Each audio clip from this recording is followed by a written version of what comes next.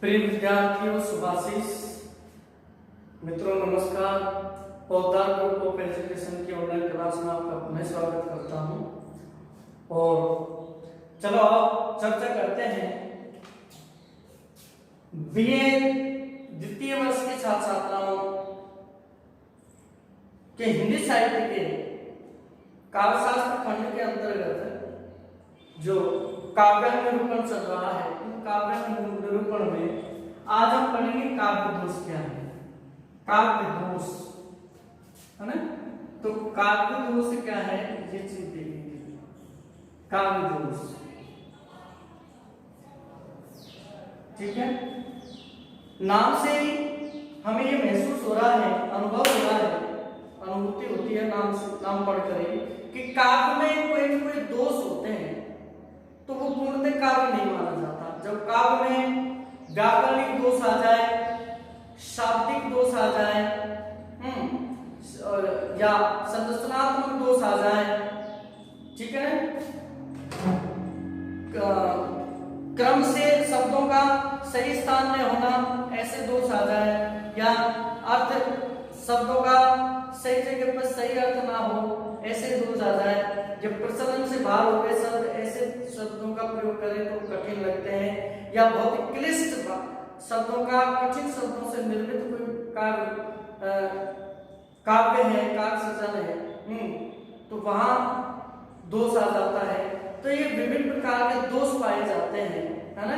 तो एक एक करके हम इन दोषों का अध्ययन करेंगे। आचार्य भरत ने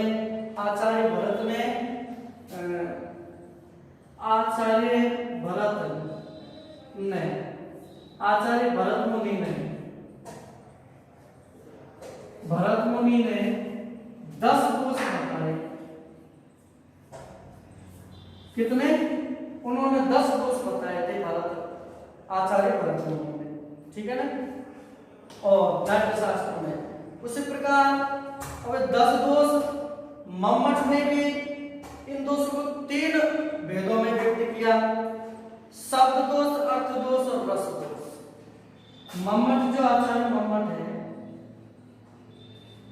उन्होंने यानी शब्द दोष, अर्थ दोष और रस दोष। शब्द, अर्थ, रस, ये 3 प्रकार के दोष पाए जाते हैं, ये मम्मट ने कहा है। इसी प्रकार आचार्य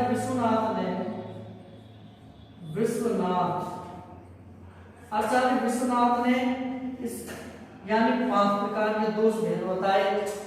5 प्रकार के दोष भेद बताए।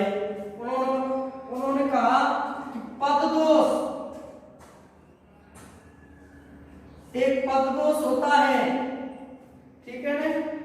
एक होता है पदांश दोष,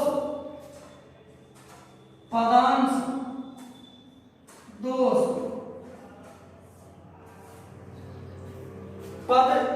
पद दोष और पदांश दोष। वाक्य दोष, अर्थ दोष, रस दोष।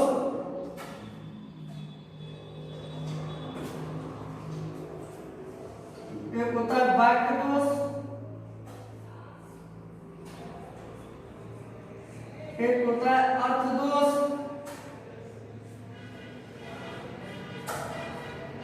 एक होता है रस दोष।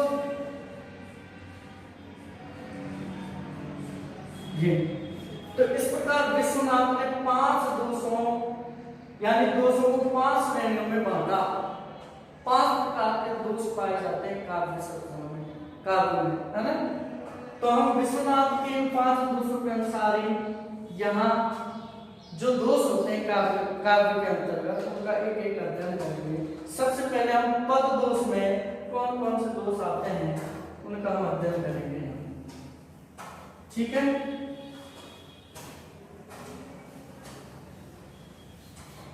पद दोष के अंतर्गत तो पद दोष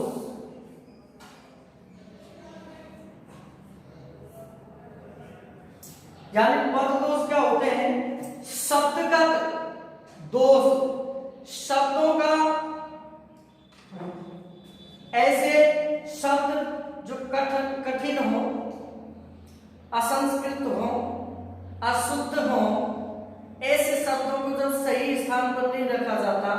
सही क्रम पर नहीं रखा जाता है, या व्यर्थ के शब्दों को काव्य में रख दिया जाता है जिसमें कोई औचित्य नहीं होता, तो वो पद दोष कहलाते हैं। सबसे पहले पढ़ेंगे श्रुति कटुत्व दोष। श्रुति कटुत्व नंबर 1, श्रुति कटुत्व दोष। श्रुति कटुत्व दोष, श्रुति कटुत्व दोष, है ना। श्रुति का मतलब होता है सुनना, है ना, सुनना यानी कान, ठीक है। ऐसे काव्य दोष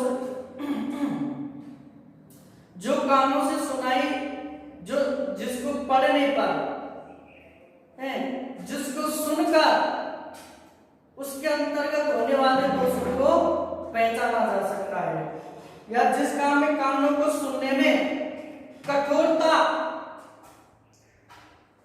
का भाव पैदा होता है, यानी जिनको सुनने से कान को कठोर शब्द लगते हो, बुरे कर्कश शब्द लगते हो, वहां श्रुति कटुत्व दोष है। यानी हम जब बुरी भयंकर आवाज आती है या बुरी आवाज आती है, हम कान को बंद कर देते हैं। कान अच्छा सुनना चाहते हैं, मधुर सुनना चाहते हैं। अगर मधुर काव्य नहीं है और सुनने में सुनने में बुरा लगता है, कटु लगता है, कठोर लगता है, तो ऐसा दोष क्या कहलाता है? श्रुति कटुत्व दोष। श्रुति कटुत्व दोष। जहां क्लिष्ट शब्द, कठिन शब्द होते हो, वहां श्रुति कटुत्व दोष लगता है। कौन सा दोष? श्रुति कटुत्व। आप देखिए श्रुति कटुत्व दोष की एक उदाहरण देते हैं। कवि के कठिनतर कर्म की करते नहीं हम दुष्टता, यानी ये उदाहरण है, कवि के कठिन तर कर्म की करते नहीं हम दुष्टता, करते नहीं हम दुष्टता। अब देखिए ये शब्द, एक ये शब्द, एक ये शब्द, कहने का मतलब जैसे तैवार से बनने वाले जो वर्ण है ना, वो सारे शब्द कठिन कर्कश होते हैं। अब देखो दुष्टता शब्द बोलते हैं तो ये बोलने सुनने में अच्छा नहीं लगता, कोमल नहीं लगता, यानी कठोर शब्द लगता है। कठोर शब्द तैवार से बना हुआ शब्द है। और इसके दूसरे पंक्ति पर ध्यान देंगे तो उसमें क्या देखेंगे? परिज्ञान है विषयोत्कृष्टता, परिज्ञान है विषयोत्कृष्टता, विषय की उत्कृष्टता, विषयोत्कृष्टता, कठिन शब्द है, सुनने में अच्छा नहीं लग रहा है। करती विचारोत्कृष्टता, करती विचारोत्कृष्टता, कृष्टता कृष्टता कृष्टता, कारण सुनने रुचि कर रही रहते हैं। तो इस प्रकार के जो काव्य हैं, इस प्रकार के काव्यों में जो ये दोष हैं, वो श्रुति कटुत्व दोष कहलाते हैं। कौन से दोष कहलाते हैं? श्रुति कटुत्व दोष। अब आगे दोष की ओर बढ़ते हैं।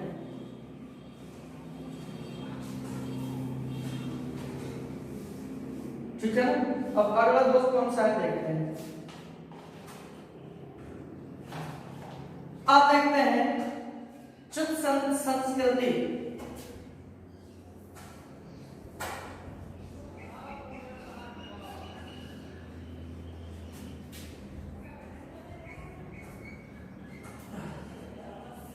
दोष, चुप संस्कृति दोष, यानी संस्कृति से अलग हो गया।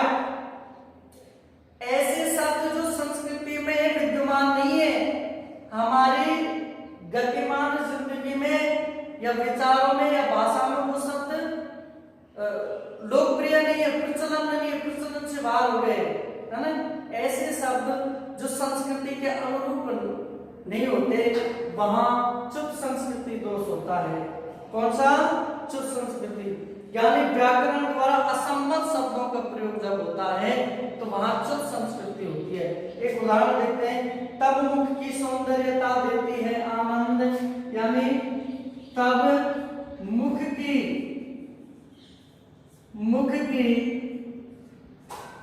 सौंदर्यता, सौंदर्यता देती है आनंद, देती है आनंद। आप देखो इस लाइन पर हम गौर करेंगे। जो संस्कृति का मतलब जो व्याकरण सम्मत दोष है, अरे व्याकरण के हिसाब से तो शब्द सही नहीं है। कौन सा शब्द है? तब मुख की सौंदर्यता देती है आनंद। तो ये शब्द देखिए सौंदर्यता है ना। सौंदर्य ये पूर्ण शब्द सौंदर्य ही होता है। सौंदर्य अपने आप में पूर्ण शब्द होता है। जो इसमें ता प्रत्यय लगा रखा है ता, ये व्यर्थ है, ये व्याकरण सम्मत नहीं है। व्याकरण के हिसाब से ता सौंदर्य में नहीं लगता और ये शब्द प्रचलन से बाहर है ना। ता नहीं लगता, सौंदर्य शब्द होता, सौंदर्यता नहीं होता, इसलिए शुद्ध संस्कृति दोष है। यहाँ पर कौन सा दोष है? शुद्ध संस्कृति दोष। अब देखिए इस प्रकार अगले दोष की ओर हम आगे बढ़ते हैं।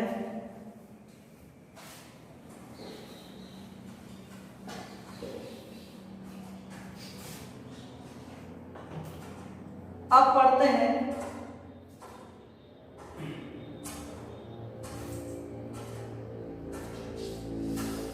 अप्रयुक्त, इसके अप्रयुक्त दोष। तीसरा अप्रयुक्त दोष, अप्रयुक्त दोष यानी ऐसे शब्द जिनका प्रयोग अब नहीं होता, जिनका प्रयोग भाषा शैली में नहीं किया जाता, जो प्रयोग से ही बाहर निकल चुके, प्रचलन में नहीं है, ऐसे शब्दों का जब प्रयोग किया जाता है तो वो अप्रयुक्त शब्द कहलाते हैं। वो देखिए जैसे एक उदाहरण देखते हैं हम, तो उदाहरण में क्या देखते हैं, एक पंक्ति देखते हैं कि नीरवता से शिलाचरण टकराता फिरता पवमान।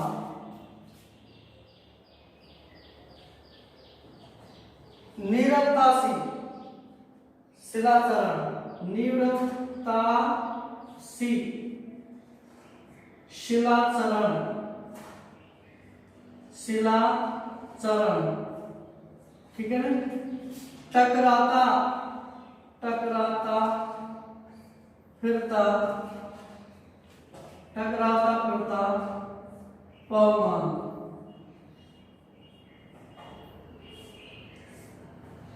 अब देखिए इस पंक्ति में अप्रयुक्त दोष कहां है? नीरवता शिलाचरण, चुपचाप शिलाएं, समुद्र के किनारे जो शिलाएं पड़ी है, चुपचाप स्पंदनहीन होकर, शांत होकर टकराता फिरता पवमान। पवमान जो शब्द यहाँ आया हुआ है, ये जो पवमान शब्द है, ये शब्द प्रचलन में नहीं है, ये अप्रयुक्त शब्द है। पवमान, पवमान का मतलब होता है पवन से, वायु से, है ना, है।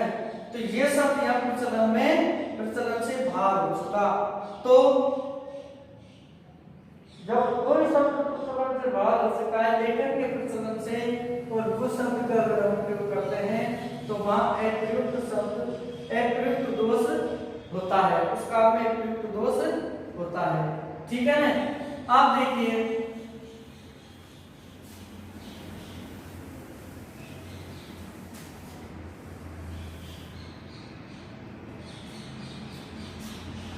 क्लिष्टता,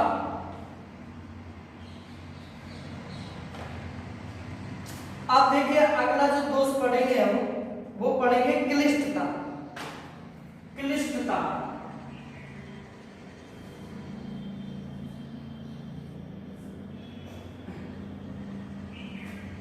क्लिष्टता, क्लिष्टता का मतलब होता है कठिन, कठिनता, है ना, अत्यंत कठिन, उसको क्लिष्ट कहते हैं। जब भाषा में अत्यंत कठिन शब्दों का प्रयोग किया जाने लगता है, जिनका अर्थ निकल नहीं पाता, जिनका भावार्थ हम नहीं समझ पाते, ऐसे शब्द जब शब्दों का प्रयोग किया जाता है तो वो काव्य कठिन हो जाता है, दुरूह हो जाता है, और उस काव्य का जो भाव है और रस है वो क्षीण हो जाता है, और वो काव्य जनमानस में कंठार नहीं बन पाता। इसलिए ऐसे काव्य भी काव्य दोष के अंतर्गत ही आते हैं, जिसमें कठिन से कठिन शब्दों का प्रयोग किया जाता है और जो अर्थहीन भावहीन हो जाते हैं। अब देखिए, ऐसे मानो कि हम एक पंक्ति लिखते हैं, क्या है, पद रिपु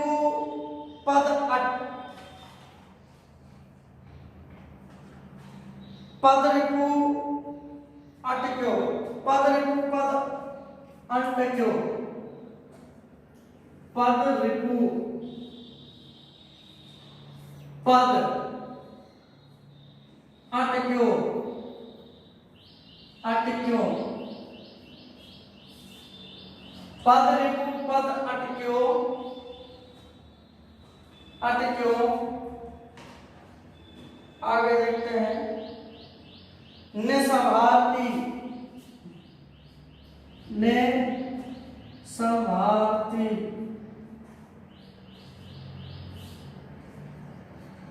ने संभारती, हारती। आगे देखिए, उलट ने पलट खरी,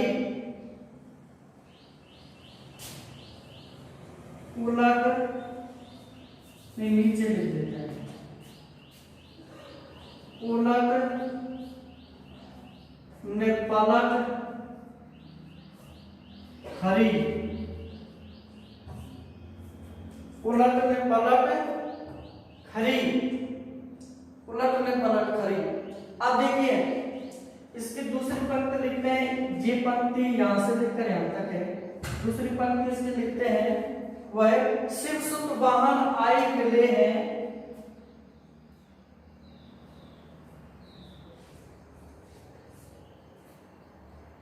शिव सुत वाहन आई मिले हैं,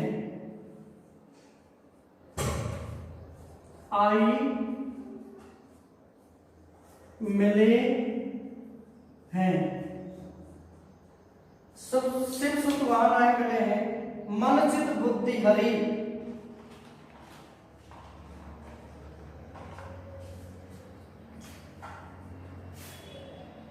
मन चित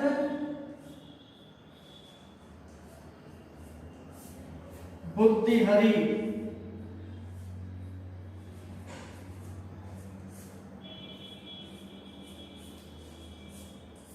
आप देखिए इस पंक्ति को, क्लिष्टता, जहां क्लिष्ट शब्द हो, जहां जिसका अर्थ समझ में नहीं आता, क्या भावार्थ निकलता है, ऐसे क्लिष्ट शब्द है ना। तो पद अटक्यो ने संभारती, उलट ने पलट खरी, शिव सुत वाहन आई मिले हैं, मन चित बुद्धि हरि। इसका मतलब क्या होता है कि रास्ते में पद रिपु शब्द ये और शब्द तो बिल्कुल समझ में आ रहा है कि पद रिपु पद अटक्यो, ये सुत चरण, ये चरण है, अटक्यो माने लग गया, चुभना, चुभना है ना, चुभना, ने संभालती, ने संभालना, उलट ने पलट खरी, यानी इसे उलट पलट कर खरी नहीं किया, यानी देखा नहीं गया। और शिव सुत, शिव का सुत कौन है, शिव सुत वाहन आई मिले हैं, यानी शिव के पुत्र के वाहन आकर एक जगह एकत्रित हो गया है, शिव सुत वाहन, शिव सुत भगवान शिव शंकर, शिव का जो सुत है यानी कार्तिकेय, आए मिले हैं, मन चित बुद्धि हरि, यानी सारे शिव के सुत सभी वाहन आकर मिल चुके हैं, जिन्होंने मन के चित्त की बुद्धि को हर लिया है। क्यों, कैसे, पद रिपु, ये जो शब्द है, पद रिपु मतलब क्या होता है? पद रिपु। पद रिपु। पद रिपु का मतलब होता है पद मानी चरण। रिपु चरण के शत्रु। चरण के शत्रु। पैरों के शत्रु कौन होते हैं? कांटे, है ना? पैरों का शत्रु होता है कांटा। चरण के शत्रु पद रिपु, पैरों के शत्रु कांटे। पैरों के शत्रु का मतलब कांटे, यानी चरणों में जब पद रिपु यानी कांटे अटक जाए संभालती, तो वे अपने आप को नहीं संभालती, कभी इधर कभी उलट कभी पलट कर वो उसको देखने का प्रयास करती है ना? तो इस प्रकार पद रिपु ऐसा शब्द है जिसका तात्पर्य होता है चरण के शत्रु। चरण का शत्रु कौन होता है? कांटा। पैरों का शत्रु कौन होता है? कांटा। तो इस कांटे के आधार पर ये सब अगर इसे पूरी पंक्तियों में पढ़े तो हमें ये शब्द कठिन लग रहे हैं, जिसके भावार्थ ध्रुव, जिसके भावार्थ आसानी से सरलता से समझ नहीं आने वाले हैं। तो जब इस तरह की पदावली होती है तो वहां क्लिष्टता का दोष आ जाता है। कौन सा दोष आ जाता है? क्लिष्टता का दोष। समझे? तो इस प्रकार पहले प्रकार के जो हमने दोष पढ़े वो पढ़े पद दोष। कौन कौन से होते हैं? वो पद दोषों का अध्ययन हमने इस वीडियो में कर लिया। कल हम करेंगे वाक्य दोष कौन कौन से हैं। ठीक है ना? वाक्य दोष कौन कौन से? वाक्य दोष के अंतर्गत जो भी दोष हैं उन्हें हम आपके सामने स्पष्ट करेंगे, उनका अध्ययन करेंगे। अब मैं यही आशा करता हूँ कि आप मेहनत करें, पढ़ें, जिससे कि इस कोरोना काल में हमारी पढ़ाई पर ब्रेक ना लगे, अवरोध ना हो, और हम घर रहकर भी ऑनलाइन क्लास को सहारा लेकर भी अपने अध्ययन को सुचारू रूप से चला सकते हैं। ये आप जरूर ध्यान रखें कि ये जो कोरोना महामारी है इसका कोई अभी निश्चित रूप से कुछ कह नहीं सकता कि ये कब सामान्य स्थिति में आएगी, है? जब स्कूल महाविद्यालय से तभी चालू होगी तभी सामान्य स्थिति होगी, इसके बारे में कोई कुछ कह नहीं सकता। इसलिए अपने पढ़ाई में निरंतर रखने के लिए वीडियो के सारे इन टॉपिक्स हैं, ये बिंदु हैं, इनका निरंतर अभ्यास करते हैं। ठीक है? आज के लिए इतना ही, फिर मिलेंगे। नमस्कार।